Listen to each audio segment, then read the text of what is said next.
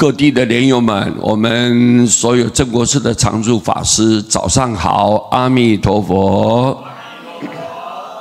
师父看了有一篇内容很精彩，我们都很感动，就是说明念佛的重要性，跟我们众生有密切的牵连，所以我们一定要把生命投入在这个名号当中，佛菩萨绝对不会辜负你的。这个是在1996年的时候，4月26号，这个是中国时报一个记者在台湾花莲所报道的消息。一年到头都在所有监狱担任荣誉教诲师的杨国兰，他拿钱来出版这个慈航杂志，对于重刑犯、死刑犯的教诲辅导，可以讲说是不遗余力的，多次获得法务部表扬，是一个荣誉的教诲师。杨国兰在14年的刑诲辅导当中，有许多感应的故事，其中有个最引人称奇的是，8年前他在高雄看守所里面有一名没有实际参加抢劫的死刑犯，在获知临刑的前3天，杨国兰刚好就进入这个监狱辅导。当时杨国兰就将一串佛珠送给了那个死刑犯，并教导他要一心念佛，持地藏经里面的灭定业真言。这一名死刑犯知道说，我的大限已届，我跟人间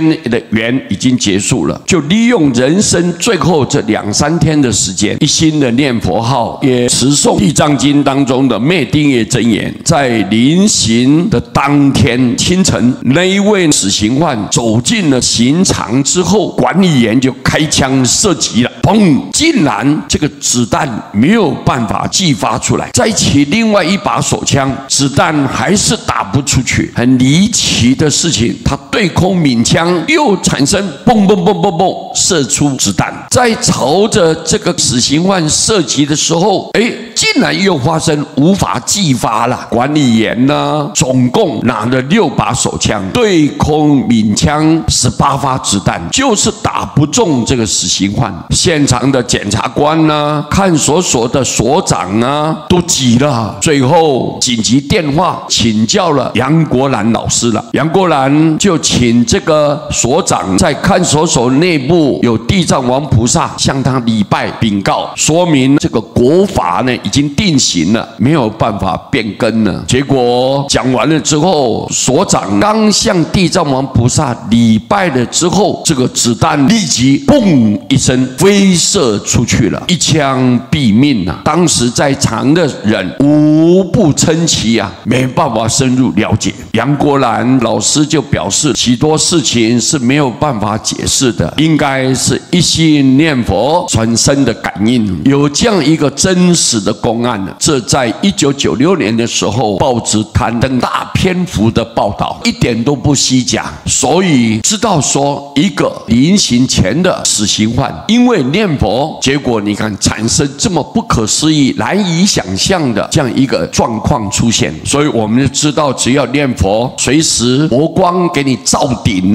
佛力给你加持，随时要接引你。虽然你以前犯错了，或者是有滔天大罪，忤逆不赦，但是佛不嫌弃你，只要你一念佛，一心向佛，佛永远都要救度你的。虽然他念佛才2、3天，这么短暂的时间，结果这个效果这么明显，所以由此可见，我们了解到念佛的功力就是靠佛力来加持。在念佛的当下，佛光从来没有离开过你的。你是个好人坏人，佛一律平等的救度，就是佛的大慈大悲、大愿大力。所以我们应该要深信不疑，好好的把生命投入在这个念佛当中，不但现世能够平安吉祥，更重要临命中得到阿弥陀佛慈悲的接引，我们个个都往生西方，人人都道业成就，何乐而不为呢？我们非常欢喜的把这个公案介绍给我们各地的莲友们，大家分享。南无阿弥陀佛。